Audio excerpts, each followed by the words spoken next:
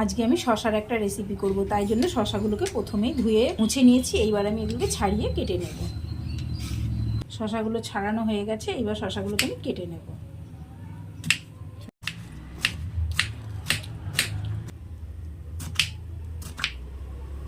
যেহেতু আমরা পেঁয়াজ খাবো না, তাই এর মধ্যে আমি পেঁয়াজ ব্যবহার করব না। তোমরা চাইলে পেঁয়াজ দিতেও পারো। এবার নিয়ে নিচ্ছি একটা বড় সাইজের টমেটোটাও আমি কেটে নেব। যেহেতু আমি ভাজা মশলা দেবো, তার মধ্যে লঙ্কাও থাকবে, তাই আমি 2টো কাঁচা লঙ্কা নিয়েছি। কাঁচা লঙ্কাগুলোকে কেটে নেব। এদিকে কড়া গরম হয়ে গেছে, আমি কড়াতে 2টো পাঁপড় সেঁকে নেব তেল ছাড়া। এইবার এর মধ্যে দেবো স্বাদ অনুসারে নুন, এবার দেবো গোলমরিচের গুঁড়ো, দিয়ে দেবো ভাজা বাদাম, দিয়ে দেবো গন্ধরাজ লেবু, দিয়ে দেবো একটু ভাজা মশলা, দিয়ে দেবো কাসুন্দি, আর দিয়ে দেবো সস, আর দিয়ে দেবো সেঁকে রাখা পাঁপড়গুলো ভেঙে, দিয়ে এটাকে ভালো করে মাখবো।